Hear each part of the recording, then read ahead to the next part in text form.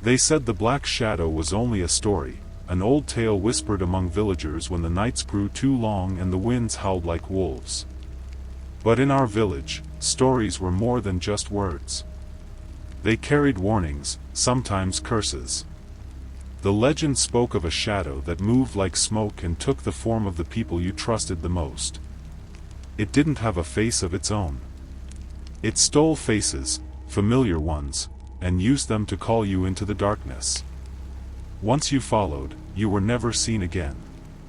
My name is Ben, and I never believed in ghosts or shadows. I always thought the village elders used these tales to keep kids from wandering too far.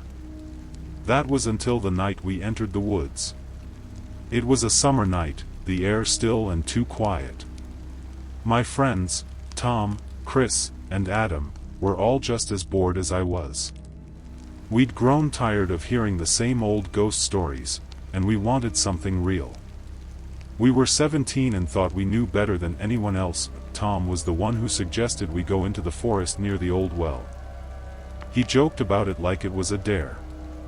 "Come on," he said, grinning as he tossed a flashlight from hand to hand. "Let's find this black shadow and put an end to the stories. I bet it's just a fox or something." The well he spoke of was an old place where the ground cracked and weeds grew tall. People said the last person who went near it disappeared in the fog. That was 10 years ago. We didn't listen. By the time we reached the edge of the forest, the sun had slipped beneath the hills. Shadows crept between the trees, long and silent. Tom led the way, his flashlight flickering with each step. I carried mine in my hand, trying not to look nervous. None of us spoke about the feeling in our chests, that low, humming dread that started the moment we crossed the tree line. The deeper we went, the quieter the world became. Even the crickets stopped singing. Our footsteps crunched on dried leaves, and branches creaked above us like they were watching. The air grew colder, and the trees seemed to press closer together, as if they wanted to trap us. That's when it started. We heard voices, soft at first, barely more than whispers. They echoed through the trees, and they knew our names. Ben. I froze. The voice was my mother's. But that wasn't possible. She was home, sleeping. I shook my head and turned to Tom. "Did you hear that?" He looked pale. "Yeah," he said quietly. "It sounded like my brother." Adam stepped closer. "This is messed up. Someone's playing tricks." But it wasn't someone. The voices grew louder, clearer. They didn't just call our names, they spoke in the exact tones of people we loved. Chris heard his late father. Tom heard his little sister. Adam said nothing, but his eyes were wide with fear. Then it happened. Chris suddenly stepped off the trail. "Where are you going?" I asked, grabbing his arm. "My dad's calling me," he said, his voice strange and distant. "He's in there. He's waiting for me." Tom pulled him back. "No one's there. Don't be stupid." But it was too late. Chris yanked away and ran into the trees. We shouted his name and chased after him, but the forest swallowed him up. We followed his trail, but it kept turning in circles, doubling back on itself. The trees were shifting, I swear. They weren't in the same place as before. And then we found the clearing. It was silent there, too silent. The ground was covered in a strange mist, glowing faintly as if lit from below. In the middle stood a figure. It looked like Chris's father. But something was wrong. His face was twisted, too smooth in some places and stretched in others. His smile didn't reach his eyes. They were hollow, black as tar. He wore a black robe that moved like smoke in the air. He raised one hand. "Come, son," he said. Chris stepped forward like he was in a trance. We tried to stop him, but we couldn't move. Our feet felt glued to the ground. Our arms were heavy. All we could do was watch. When Chris reached out, the figure reached back, and the shadows wrapped around him like vines. He didn't scream. He didn't fight. He just vanished. Then the figure turned its head toward us. It didn't speak. It didn't need to. The air around us grew thick, and the cold sank into our bones. Tom broke free first, grabbing my arm and yanking me back into the trees. We ran. Branches tore at our faces, thorns scratched our arms, but we didn't stop. Somewhere behind us, I heard Adam shout. Then, silence. When Tom and I stopped, we were near the edge of the forest. My flashlight was gone. My lungs burned. My heart slammed against my chest like a drum. We didn't say a word. We just kept walking until we reached the village. It was after midnight. The lights in the houses were off, but we banged on doors until someone let us in. An old woman opened one for us. Her eyes were wide with fear when she saw us. "You went into the woods," she whispered. "Did it follow you?" We didn't answer. That night, I couldn't sleep. Every time I closed my eyes, I saw the figure in the clearing. I heard Chris's voice. Adam's scream. The black shadow had taken them. The village elders held a meeting the next day. They asked us what we saw, but Tom and I couldn't explain it. Not really. How do you explain a shadow that speaks with your mother's voice? That takes your best friend and wears his father's face? No one found Chris or Adam. Not a shoe, not a shred of clothing. Nothing. People tried to say they ran away. That they got lost. But I knew better. They were taken. And the worst part? Sometimes at night, I hear my mother's voice again. Calling me from the trees. It had been 3 weeks since we came back from the forest, and every day since felt like a dream I couldn't wake up from. The village moved on quickly, too quickly. After a day or two of hushed gossip and sideways glances, people stopped asking questions about Chris and Adam. It was as if they'd never existed. No search parties. No posters. No funerals. Just silence. Like the forest had swallowed not only their bodies, but their memories too. Only Tom and I remembered. Or maybe only we were willing to. Tom wasn't the same anymore. His jokes stopped. His eyes were always red and tired. He barely spoke unless I spoke first. I started sleeping with my bedroom light on. Some nights, I didn't sleep at all. I kept hearing things. Whispers from the trees outside my window. Footsteps on the gravel path that led to our back shed. But whenever I looked, no one was there. The wind didn't feel like wind anymore, it felt like breathing. Heavy, close, and watching. One night, around 2 a.m., my phone buzzed. A text from an unknown number. "Ben. I'm cold. Where are you?" It was Chris's name on the screen. I stared at it, my heart pounding so hard I thought I might pass out. The room felt like it was closing in on me. I wanted to believe it was a sick prank, but deep down, I knew better. I didn't reply. I threw my phone under the blanket and sat still in the dark, listening. Outside, the wind picked up. And then I heard it, "Ben." The voice came from just beyond the window. Not loud. Just enough to reach my ears, soft and trembling. "Ben, help me." It was Chris. I wanted to scream, but my voice wouldn't come. I pulled the blanket over my head and waited for the sound to go away. The next morning, I went to Tom's house. He opened the door looking worse than I'd ever seen him. His hair was unwashed, eyes sunken deep into his face. He didn't even say hi, just stepped aside and let me in. I told him about the message. He went pale. "I got one too," he whispered. "But mine was from Adam. Said he's hurt. Said he needs help."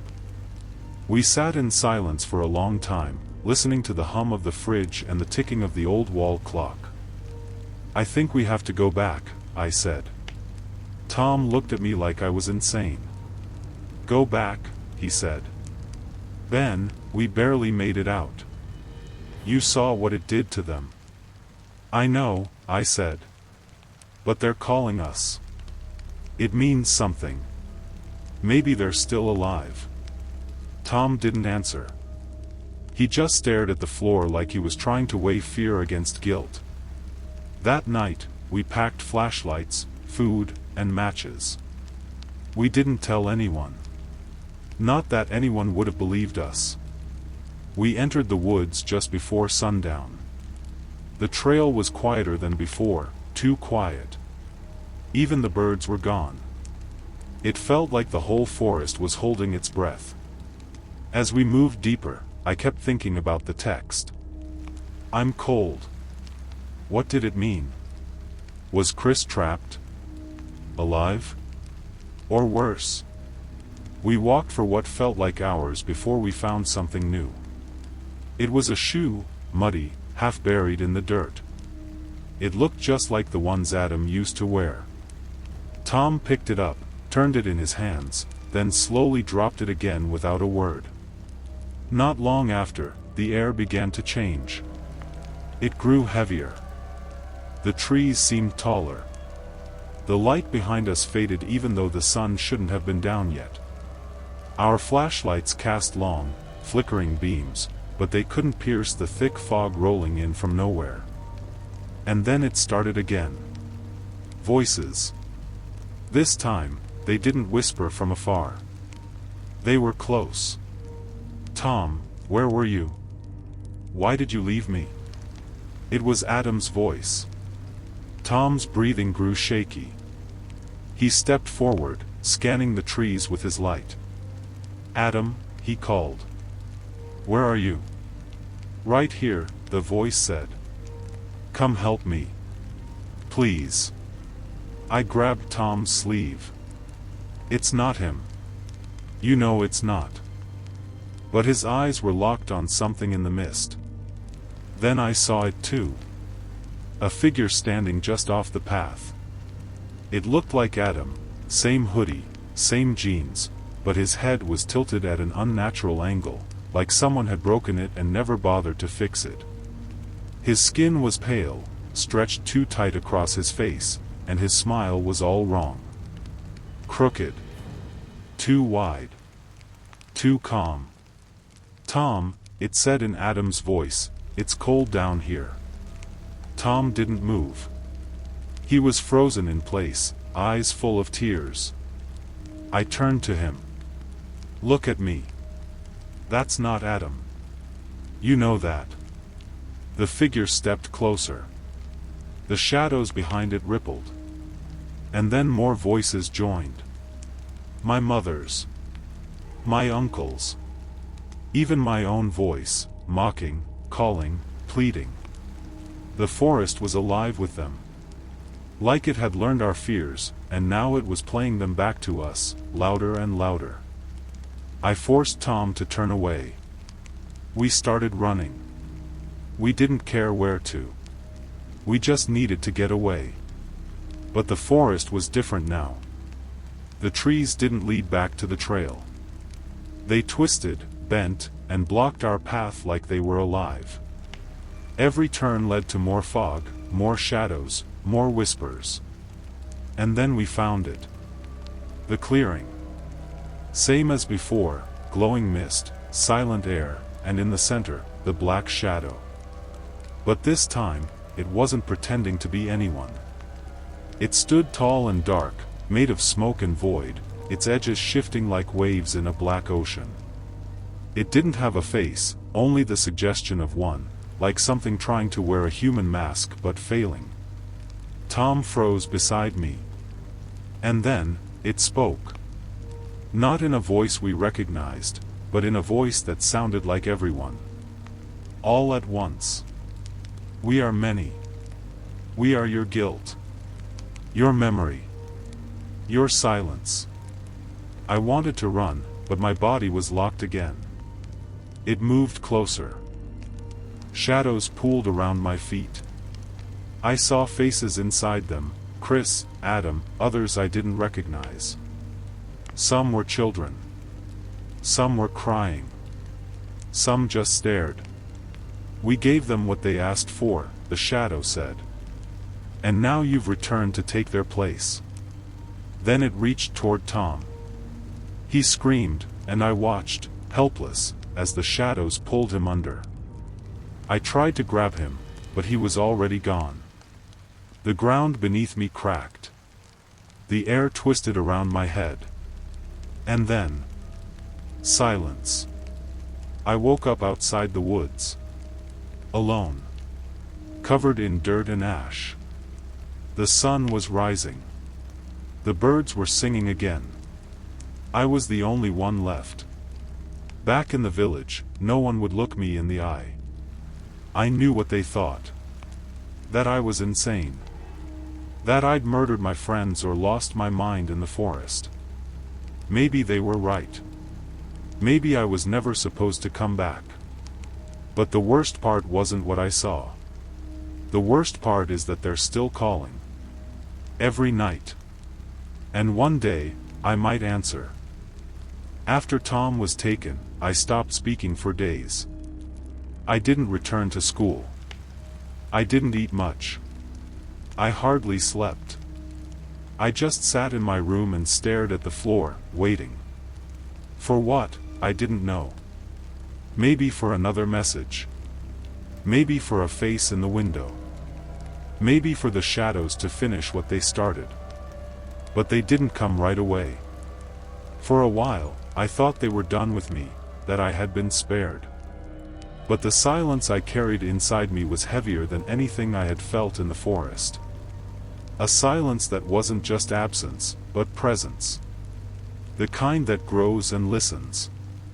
The kind that waits. The first time it happened again was late one night. The lights in the house flickered. My bedroom door creaked open, slowly, like someone pushed it with one finger. I thought it was my mom, but when I called out, no one answered. Then the TV in the living room turned on by itself. Static. And beneath the static, whispering. I got up, walked slowly into the hallway, heart thudding in my chest. The screen flickered white and black. Shapes moved in the noise. And through it all, one voice rose above the rest. Ben. It was Tom's voice. Only it wasn't. Not completely. It was too slow, too deep. As if something else was wearing it. Ben, come back. It's cold. The screen went black. And just like that, I knew. I hadn't escaped. The shadow hadn't finished with me.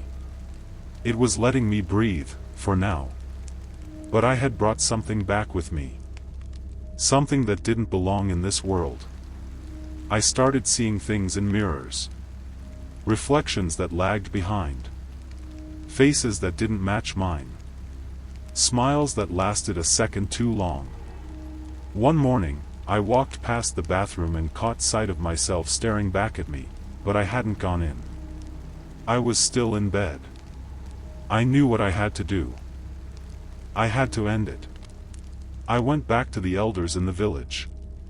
The ones who used to warn us about the forest. The ones I ignored. They didn't seem surprised when I showed up at their door. An old man named Elias finally spoke. You went where you weren't meant to go, he said. And you brought it back. I nodded. I want to stop it. He shook his head. You can't stop it. But you can bury it. He told me about the oldest part of the forest. Deeper than any path led. A place even the animals avoided. A place with no wind, no time. A place where the black shadow first came through. Take it back there, he said. But you must not listen. No matter what it shows you. He gave me a lantern, an old thing made of black iron, with a dim blue flame inside. It burns through lies, he told me. Keep it close. That night, I packed my bag and returned to the forest for the last time. The trees didn't whisper this time. They watched. The deeper I went, the darker it became, until even the moonlight was swallowed. The flame in the lantern flickered weakly, casting long, bending shadows on the trunks around me. The voices started sooner than I expected. Chris. Tom. My mother. Myself. They spoke all at once. They cried. They begged. Why did you leave us? Why are you here? Ben, help me. Please. I clenched the lantern tighter and walked faster. The ground changed under my feet, soft and wet, like walking on soaked ash. The air smelled like burnt leaves and rusted metal. And then I found it. The clearing. But it was different now. The mist was gone, replaced by a stillness so deep I could hear the blood in my ears. At the center stood a twisted tree, black as coal, its limbs stretched wide like arms ready to embrace. And beneath it, the pit. A hole in the earth, perfectly round, rimmed with old stones covered in carvings I didn't understand. A hole so dark, it made the night around it look bright. This was it. The heart. The place it came through. I stood over the pit, holding the lantern high. The shadows thickened behind me. I could feel them pressing close, waiting. And then I saw them. Chris, standing just beyond the tree line. His face pale. His eyes hollow. Tom, kneeling in the grass, whispering something to himself over and over. Don't leave me, don't leave me. They weren't real. I knew that. But they looked real. And when I stepped toward the pit, they screamed. Their faces twisted in agony. They cried and begged, not like monsters, but like friends. Like brothers. You'll kill us, Ben, Chris sobbed. We're still here. We're trapped. You can save us. Tom fell to his knees. I forgive you. Just help us. My hand trembled. The lantern pulsed blue and then, red. Lies. I turned back to the pit and reached into my bag. Inside, wrapped in cloth, was what I'd brought back. A shard of something black. Smooth like stone, but warm to the touch. I'd found it in my pocket the morning I woke up after the second night. I hadn't put it there. It pulsed when I touched it. And when I brought it near the pit, the ground shook. The shadows screamed. They weren't voices anymore, they were wails. Terrible, animal cries. Not from Tom. Not from Chris. From the thing that had worn them. It rushed toward me. But I didn't move. I dropped the shard into the pit. And the world split open. The wind howled. The tree cracked down the center. The shadows thrashed like they were on fire.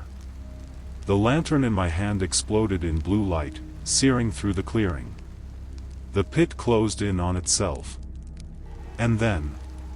silence. Real silence. Not the heavy, watching kind. But true emptiness. The clearing was gone. The tree, the pit, the shadows, everything had vanished. I was alone, truly alone. I found my way back to the village before sunrise. The path was straight this time. The fog had cleared. The birds were singing again. No one spoke of the forest after that. The elders never mentioned what I'd done. No one asked about Tom, or Chris, or Adam. Their names faded from conversation like breath on a mirror. But I remembered that I always will. And sometimes, late at night, I sit by the edge of the woods and listen. Not for the voices, but for the silence. Because that's how I know it's still holding. And the black shadow, for now, is asleep.